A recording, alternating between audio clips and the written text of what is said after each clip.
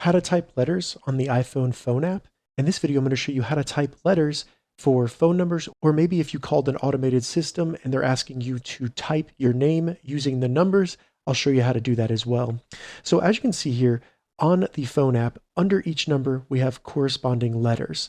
So say that there is a phone number such as 1-800-YouTube, we would simply need to do 1-800-YOU, so YOUTUBE. So it would equal that. So you use the letters to tell you which number it is. It doesn't matter if you repeat them, the number will correspond to the letters underneath. Now, if it's still not working for you for some reason, check the description because I have created a tool that allows you to put in whatever words you need, and then it will tell you what numbers to type in. So if it's a phone number, you can type in the phone number, and then it will tell you the numbers that you need to type in to be able to correctly dial that number.